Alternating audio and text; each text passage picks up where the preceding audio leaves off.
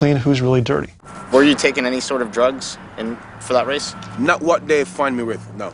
But you were taking other stuff? Other stuff, yeah. But isn't that still cheating? Still cheating, yeah. Like everybody else.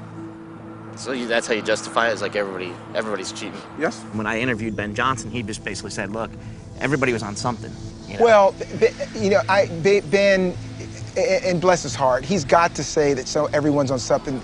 That's justifying his own means. So he has a problem with you. You have a problem. You have a problem of, you know, me beating him. Yeah. When we were taking that victory stand, we were on the stand, and he got the gold medal, he didn't smile. He never smiled, he never celebrated, and the thing is, he couldn't really inside share in the joy of winning. He cheated.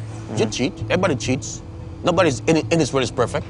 Nobody's in his life is perfect. Nobody. They know that in 1988 that, you know, 6 Americans at least test positive in Seoul, and they ushered up because the biggest money comes from America. So who's gonna get shafted? Americans or Ben Johnson?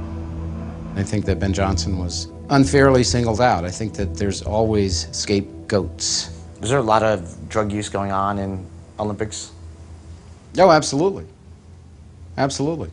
Dr. Exum was the director of anti-doping at the U.S. Olympic Committee for 10 years. He thought his job was to stop drugs in sports, but his bosses had other priorities. He told me that over 2,000 American athletes failed their drug tests, including Carl Lewis, and they were covered up. Nobody believes Carl Lewis ever failed a drug test. Do you have any proof? Oh, certainly. We have just boxes of proof for everything that I say. There it is, book 3.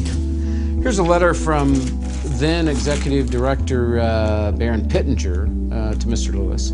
I must confirm that analysis for your specimen B was positive for pseudoephedrine, ephedrine, and phenylpropylamine. Is that what it is? Phenylpropanolamine, yeah. IOC bans stimulants. By policy of the USOC, this finding is cause for disqualification from the Olympic team for the 1988 Summer Olympic Games in Seoul, Korea. Wow. This was basically a letter that said that you had failed tests and that there was a consequence to that failure.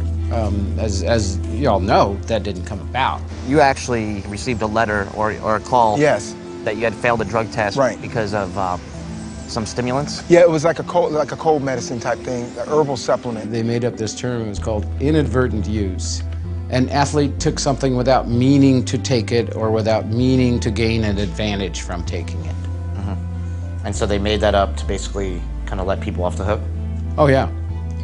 Carl's story is you know, it's been a cold medicine, it's been a tea, it's been some kind of a nutrient. It's a stimulant. So you're saying these athletes, they know They what's on the banned totally substances? know. I mean, they are bombarded with the banned substance list. A lot of people say you failed a drug test, you raced against Ben Johnson, and that maybe, you know, the gold medal should go to the guy next place. I understand. There are a lot of people that are going to go to their graves saying, I know he did it. And you know what? The hell with him. You really cannot fault the athlete for doing that. You can't fault Carl when Carl's belief is that the system sets some rules and that you need to follow them. And they made an exception in his case. They made an exception in a lot of people's cases. But it's the system that actually teaches athletes to think that way. You know, for me, the whole level playing field was a myth. If we could not do anything to take doping out of sports, then doping was meant to be in sports.